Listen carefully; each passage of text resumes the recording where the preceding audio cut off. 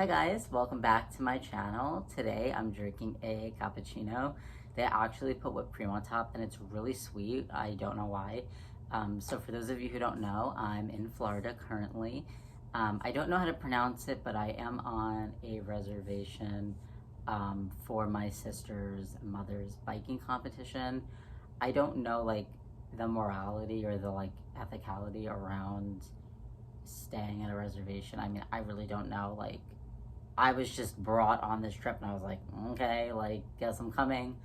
So yeah, anyways, I really wanted to film a video because every day I've been with my family. So usually when I come to Florida, I come alone, or in the past I brought like an ex-lover and we had like a really good time.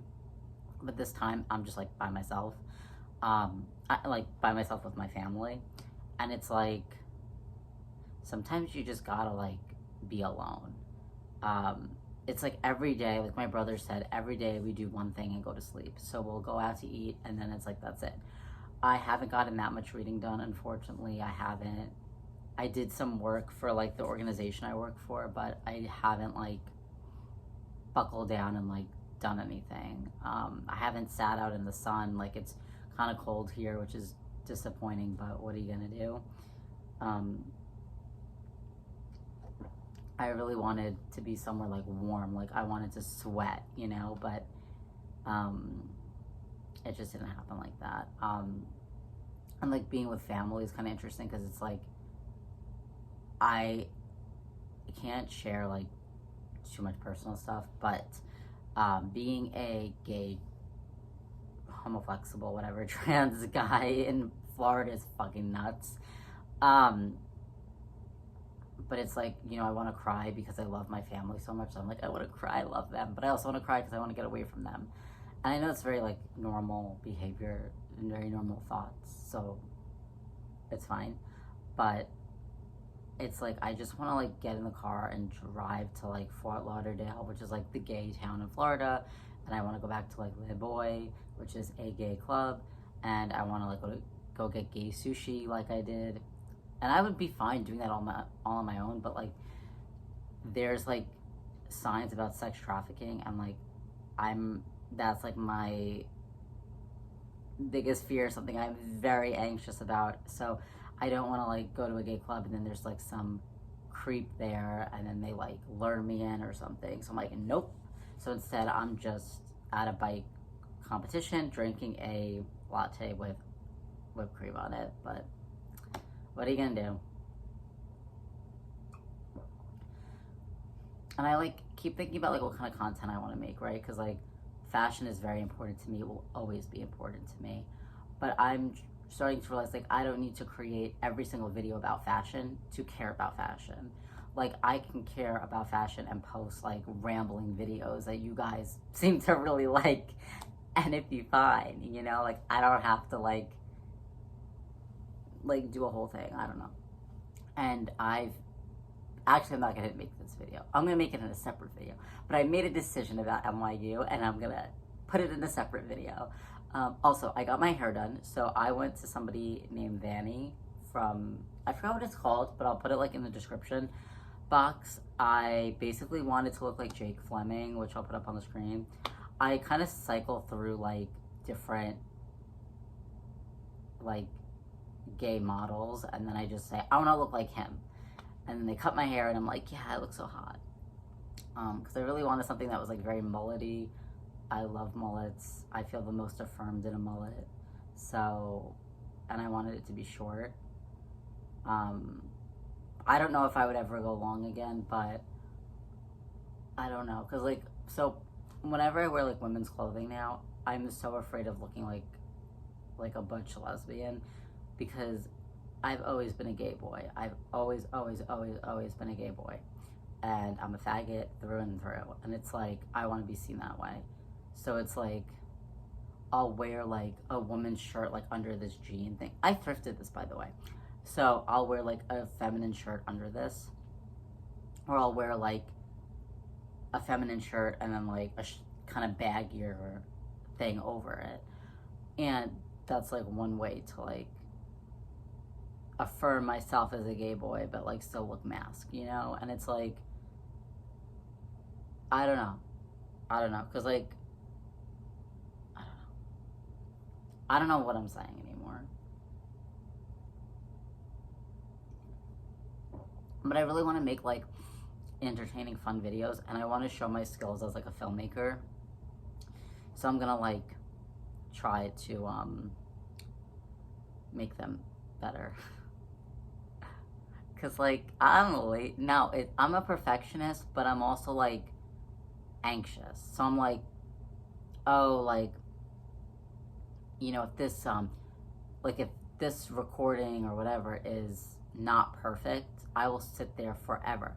So I don't let myself do that. So I just upload a video and I'm like, I don't watch it again, because I'm like, I don't want to know what mistakes I made, which is kind of bad, because like at work, right, like every drink I'm a barista, so every drink has to be perfect.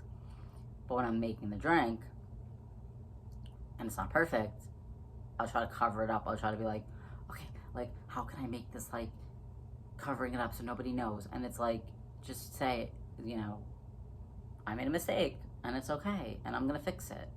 So that's what I'm like, that's what I learned from my job, is just to be like, I made a mistake, I'm sorry. Because in high school and college, if I made a mistake, I would like make up some cockamamie story, or I would like give an explanation that like like for example, I took a film history class on women and like women workers, like sex workers, maids, phone operators, like domestic housekeeping kind of stuff. And my final, I did not prepare anything, and because I was having a really hard time, and I totally made shit up on the spot. Like I just made it up, and I got an A, and I was like, okay. And I'm not like that. Like I had a really hard year my senior year, because I was hospitalized my third year, and I was trying to be medicated, and then my last year I just wanted to be done with school. Like Sarah Lawrence is a very special place, don't get me wrong. Like the professors are phenomenal. They will push you to be the best that you can be. But it is very isolating, at least when I went. So there's a shift happening. So basically like there's a rebrand that's been happening. So, you know, at first it was like all these kids who are like very academically focused, you know. I'm not saying that they're not anymore, but very academically focused. And they were just like very good. Like the students were like, you know, working to their full potential. Like, so there's no like mingling happening at Sarah Lawrence, because everybody's so fucking stressed. You have work coming out of your eyeballs, so, or up to your eyeballs, whatever the saying is. And people just like, I think, get nasty because we're so overwhelmed. And like I would crave connection, so I would just start fights with people, like arguments, just for attention, which is a part of my BPD, which I'm working on. And now I just say I want attention. But I used to start fights with people, and everybody was just fighting all the time. And it's like, relax. But I think like now with the rebrand, there's like students there who like genuinely want to make connections with each other, and there's like spaces to do that. There's the student center, there's the what is that called? The student center is like the hub. So that's where like everybody meets, and there's like some clubs, but whatever, they don't do anything. Yeah. So like, it's just a pain in the ass, you know. Like, I love Sarah Lawrence. I loved what I learned. I wish that somebody guided me a little better, because my Don, or academic advisor, was a poetry professor, and I love poetry.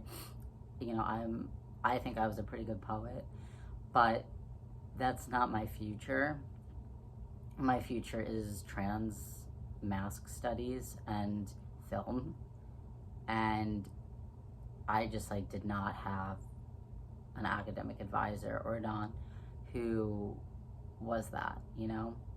And then I found this one professor who I wrote a memoir with her, and I loved her to death, and she changed my whole view of identity and gender and everything, and I loved her, but I haven't heard from her, so I don't know where the heck she is.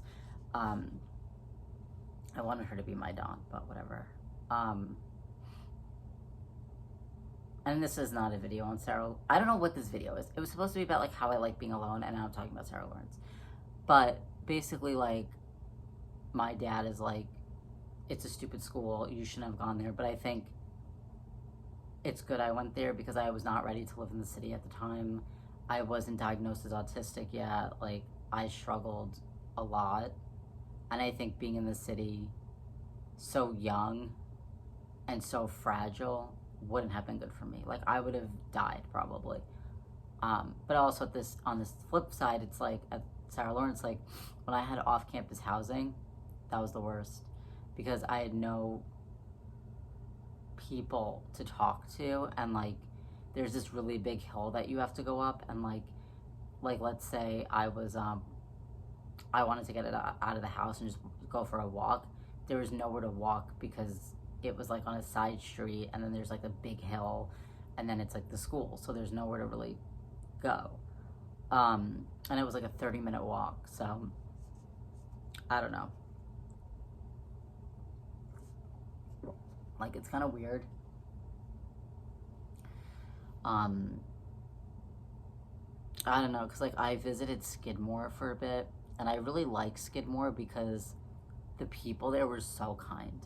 They just met me, so I stayed with a rabbi's daughter, and she was the best host. She had snacks for me. She let me, like, we played video games on her computer. She had all her friends over, and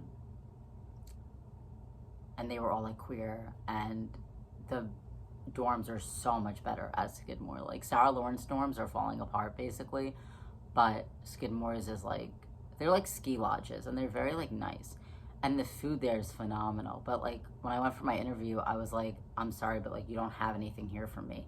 You don't have a film focus on film. You know, yes, you have queer people here, but you don't have like queer studies. It's not an interdisciplinary education, which is what I wanted. And it's like, even though right now I'm not making anything, I make like $500 every 2 weeks right now. It's like, which is a lot of money for me. Don't get me wrong, that's a lot of money for me. Like, it allows me to go into the city and see my best friend, Mateo. It allows me to get clothes because my body is changing, which really fucking stresses me out. But allows me to get new clothes, allows me to like go to a party, like it allows me to do things. And it's like, oh my god, it's gonna be like a weird rant about capitalism, but I feel like, look, I don't like capitalism. I think everybody should have the same amount of income, and then if you want to do like extra things, you can get more money. So let's say every month everybody gets $2,000 to $4,000. Because I think $2,000 is like, it's still frugal, because like if your rent is $1,000 and then the other $1,000 goes to like food and other shit. But if you want a nice place like in Brooklyn, it's gonna be about $1,000. So, and then like, so I think everybody should get $4,000, and I think that after that you can work your barista job, your whatever job, and then get like more money. Because like everybody deserves housing and food. You just do, and clothes. And it's like those things. So, okay, we're gonna get into this because people think that I'm wealthy, and it's like I have access to wealth. Like I have family members who are wealthy, and I can access that wealth if I comply with their rules. But if like I do my own thing, I don't have access to that wealth. So I forgot what the point of this was. Now I forgot what I was gonna say. So when I went to college as a first year, I didn't have any clothes except for like 3 sweaters, 2 pairs of pants. I didn't really have anything, and I didn't have a good sense of style because I didn't have anything. How could you have a good style. Like, I didn't know about thrifting at the time, because the thing is, I was very sheltered. I spent every moment of my life studying so that I could go to a good college. So I didn't know what a meme was until I was fucking, you know, 20. I did not know what a meme was. I didn't follow memes. I wasn't on social media. I was just focused on school. So I didn't know anything about politics. I didn't know anything. And I didn't have a good fashion sense, because I knew, like, I always knew I was a gay boy. I always knew I was a twink. I always knew I was a little fag. But I was like, I don't have time and energy to think about my outfits. So I was very into the Oxbridge boy aesthetic, which I can show you what I look like up here. But I was obsessed. I was like, I need to go to Oxford, and I just need to focus on that. And when I was at school, like, I was always sopping wet because I didn't have an umbrella. I didn't have enough money for an umbrella. I didn't have enough money for anything. So I would just, you know, be sopping wet. I'd be freezing all the time, which, you know, when I moved into the city, I was not prepared. Like, even my car, right? Like, it was snowing. It used to snow back then, and I didn't have a shovel. I didn't have, like, there's a spray that you spray on your car, and it makes the ice come off. And I didn't have any of that because I didn't have any money. And, you know, and my apartment was only $700. So when people are like, oh, you know, you're so rich and blah, blah, blah, it's like, if I was rich, I wouldn't be living with my family. Like, I would be back in Brooklyn, fagging it up on the dance floor, or, like, in a coffee shop. Like, I wouldn't be, you know? And, like, when people are like, oh, you'll always be taken care of by your family, that's not always true, because I have a very difficult family dynamic, and it's like, how about I just say this? You can be housed, but at what cost? And I'm just gonna say that, because I don't need to answer to a bunch of strangers and tell them my life. And if I have a lover, and again, in the future, I would hope that he would understand my life, and he would understand how hard and painful my life is. And I want to build a life with my partner. I want to be a husband. I don't know when I want to have kids or whatever, but I want to build a life, you know, like, and my friends too, right? Like, my best friend Sarah and I, like, take pictures together, and, like, she said she would help me film a video one day. Or I have my friend Mateo, who recommends books to me, and, like, keeps me educated on politics, like on Palestine. So it's like, I have my loved ones who care about me, and, like, they're my family, you know? Like, the man who took care of me for my top surgery is my fucking family. Like, there's nothing that will ever ruin that connection, because I love that man to death. And he loves me because he told me. So, which is very rare for him. But he told me that I was the best person that he knows. So that made me feel good. But yeah, back to the point of this video, which was that I like being alone now. Like, I genuinely like being alone. I like my own company. I like drinking my little fucking coffees and sitting on a floor in a hotel while my family is biking. Like, I like that shit. And, like, being with family is also hard, because it's like, you know, the way that I dress is a reflection of who I am. So if you don't like my outfit, and you don't like the hair on my body and the shape of my body, and, like, you want me to look a different way, like, you don't love me. I'm sorry, but you don't. You love the idea of me, but you don't love me, you know?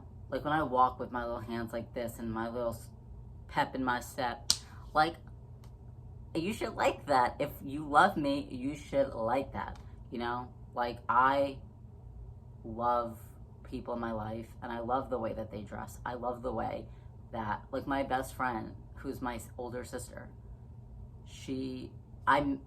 we started becoming friends because I loved the way that she dressed. I was like, whoa, this is the hottest girl I've ever seen in my life. And I thought I was like bisexual because I was like, this girl is fucking hot. And like, we're best friends to this day. I still think she's hot. And I love her. So it's like, but not in like an incestuous way. Like, she's just a friend who I say is my sister. And I'm like obsessed with the way she dressed. So fucking stupid, you know? But I've been recording for 20 minutes, so I should stop. But I feel like one day, like, guys, if I ever get to go on a solo vacation, or like a vacation with a friend and they just like leave me alone for a bit, I would love to do more of these like hotel talks. And like well, they're really coffee talks. They're just in different places. Like sometimes they're in my car, sometimes they're in a hotel, sometimes they're at an Airbnb, you know? And I really want to like go on a solo trip where I just like eat with you guys and talk about random shit. Because I have so much going on in here. Like my therapist is like, how do you sleep at night? And I'm like, I close my eyes and I go, brain off. And I just go to sleep. So with that, I'm gonna go read my book now. I'm gonna show you the book because it's very cool. So one second. So for those of you who haven't seen my coffee talk video where I'm like in the car and I like read at the end, I'm reading Loca. And Loca is really good. It's by an Afro-Latine man named Alejandro. And it is about these, well, it's about a lot of different things. So it's about motherhood. It's about queerness. It's about race. It's about identity. It's experience, you know, like, and so far I really like it. I really like the way that Alejandro writes, and I really like the characters. They're very lovable, and real, and honest, and raw. It's like, Loca fits the liberation aesthetic. It fits the queer that I am, and the queer that Queer Nation was. There's an organization called Queer Nation during the AIDS epidemic, and they like organize and stuff. It's like, that's the kind of queer I am. I'm like a revolutionary. I don't know. You know what I'm trying to say? Like, yay, revolution, not queer capitalism. That's what I'm talking about. I didn't mean to like sound like an asshole. I'm just trying to like, it's like I see in my head like two different pictures, and it's like I'm a certain way, you know? And I feel like Loca is that. I don't know. And I feel like, and it's a really good read because it also talks about like queers and trans people who are like lower income and like the struggles that they have, and like how their family responds, how their family reacts, the friendships that they make. And I just think it's really good. So I would recommend Loca. If you want to follow Alejandro, I'll put his links in the bio, in the description. I'll let you guys know how it goes. Like every video I make, I'm gonna just talk about Loca and like my progression with it and how I feel about it, because I think it's a really important book. And I would love for Alejandro to have more success because he's a really nice guy. I met him. He's really cool and thoughtful and sweet. And he's the type of queer man that I aspire to be like. I'm gonna cry now. Okay, thank you so much. I'm probably gonna take some of this shit out because it's so long. But next time we could like order, no, like if I ever have the money to order a room service, that'd be so fun. We would just like order room service and chit chat. That's what I love to do. I love to yap. I'm a professional yapper, guys. All right, goodbye, guys. Thanks for watching.